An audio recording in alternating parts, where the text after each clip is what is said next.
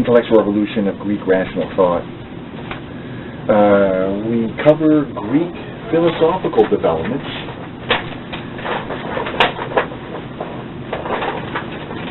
Many of which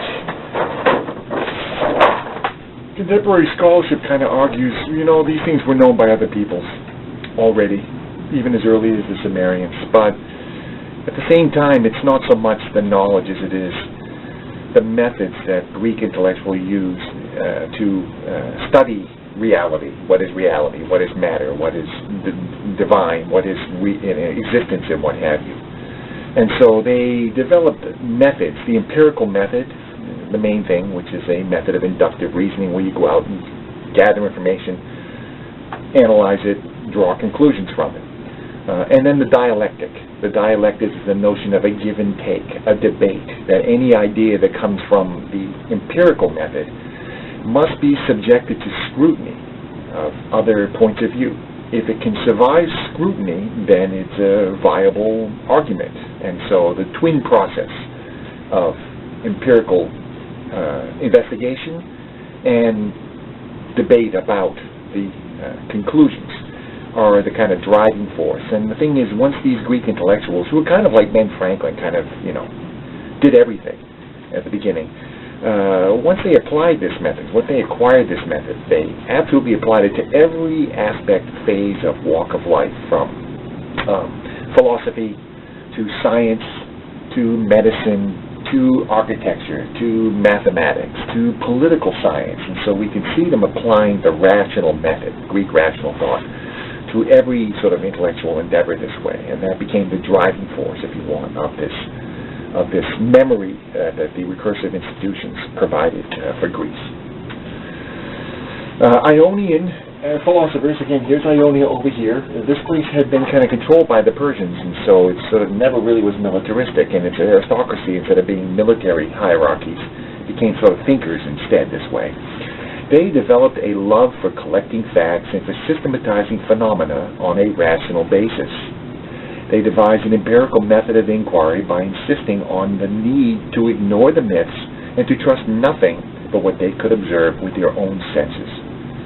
They conducted inquiries based largely in inductive reasoning, gathering data through observation, analyzing this data, and formulating general conclusions based on the results. So that's the empirical method. The overriding question raised by Greek intellectuals was, how does a just man live justly in an unjust world? So it's the same question that we've seen other cultures asking, from Zoroaster or the prophets of Israel to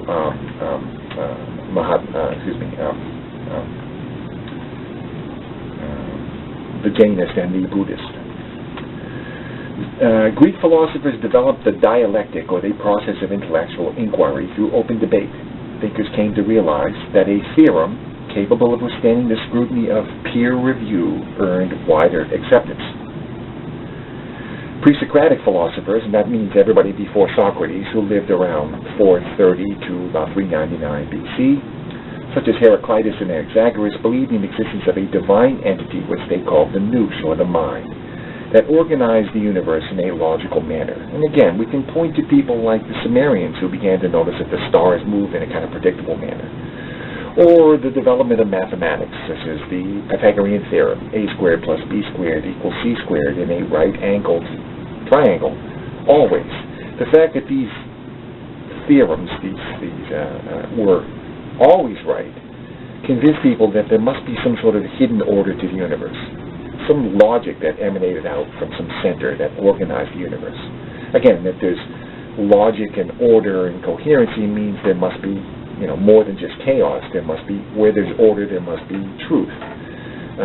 So light is associated with truth, darkness with falsehood, and so on and so forth. And the end result was to conceive of a notion of kind of an intellectual entity, but non-anthropomorphic, not a god per se, but an energy that emanates outward and organize the universe. It sounds a lot like the Atman in Indian culture as well. And so again, these ideas are kind of out there, ranging all the way to China at this time. And exactly why they come up this time is an interesting question.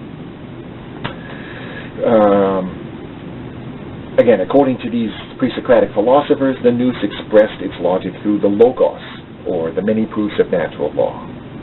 Belief in the existence of a form of quasi-monotheistic divine logic laid the foundation of Greek ethical and metaphysical ideas. The success in the Persian Wars, defeating this giant empire bent on conquering the Greeks, induced an aura of positivism. We call this the era of Greek positivism in the 5th century BC. New philosophical ideas rippled through society to reach the masses, most particularly through the tragedies of Aeschylus, Sophocles, and Euripides. And you can look at what I wrote about that. And basically, we can see sort of an evolution of mindset with each generation in Athens. These three poets, tragedians, all knew each other. Their lives overlapped. One knew the other. And it's interesting to see how perceptions changed over time. Despite being an ordinary, relatively poor Athenian citizen, Socrates conducted his life in pursuit of truth. He emphasized ethics and the dialectic and became recognized as the greatest arguer of his day. Socrates engaged in inductive reasoning, again, from the particular to the general, and universal definitions, principles representing the very foundations of knowledge. While professing ignorance in all things, he tried to construct a body of ethical science that might serve as a guide to himself and his others. One of his students, Plato, and this is one of the things, Socrates ultimately was accused wrongly of corrupting the youth and denying the existence of the gods, but he felt that he had an obligation to abide by the laws of Athens, and so he agreed to take the hemlock and die. And this affected all his followers, these young men, intellectuals, usually very wealthy aristocrats, who so utterly believed in him, and people like Plato, who then kind of withdrew from politics. And maybe their ambition originally was to learn how to argue well from Socrates and then use it in politics in the assembly at Athens. But they became disenchanted by seeing how the democracy treated Socrates, and so they began to kind of retire from society, and that's a pattern that starts to emerge with Greek philosophers. Plato believed that knowledge was a body of true and unchanging wisdom open only to the select few of intellectuals, whose training, character, and intellect enabled them to grasp true reality. Plato argued that each and every individual should perform the societal role that he was naturally fit to assume.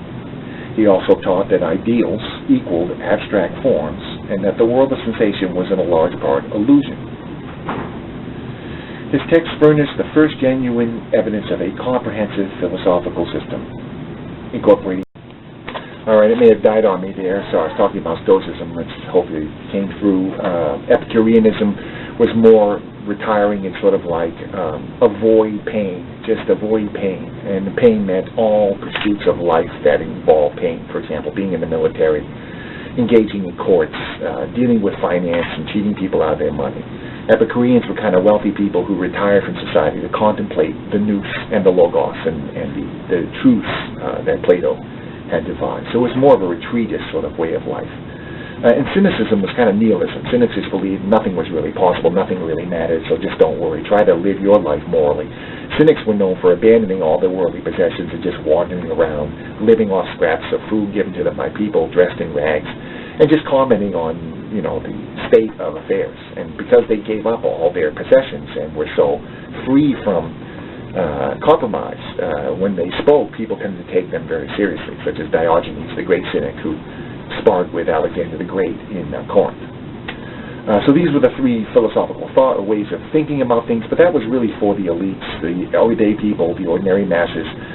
Drew increasingly personal meaning from mystery cults emanating from Egypt, the Isis cult, for example, from Egypt, or the Adonis cult coming from Syria. So these cults of gods that offered an afterlife, the potential for afterlife, hope in the next life, where if you're an ordinary cobbler or a slave and you've got no future in the real life, then maybe there's hope in another life this way.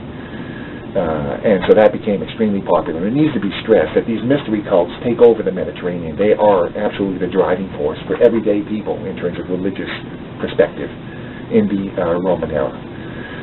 And we have to recognize that Jesus himself, as a thinker, as a rabbi, was trained at this time, the end of antiquity, at the end of the Hellenistic period, and he would have been sort of aware, cognizant of Greek rational thought, that point of view, the mystery cults, as well as Jainism and Indian cults. And so I often say the New Testament has value or what Jesus supposedly said. The ancients believed and had a knack for remembering famous sayings of people. Not so much the story, but the famous sayings, the anecdotal sayings of people. And it's quite likely whatever was in the New Testament is Jesus having said, he probably did say according to that recollection. So listen to what he said, and we find that it's sort of a mixture of philosophical ideas and religious bases that operated at several levels, so that there was something in it for everyone. Poor people who want a future can think about their life and the next life. Intellectuals who want to know how to live a just life in an unjust world can listen to the ideas of philanthropy and what have you, sharing things that he had to offer. And Christianity, although remained submerged for a long, long time, it became the dominant way of thinking in the Mediterranean world by about the 4th and 5th centuries AD. When Constantine legalized Christianity in 314 AD, it's estimated only about 10% of the Mediterranean population was actually Christian, but it was important people, such as people in the military, and so he was, knew what he was doing, shall we say.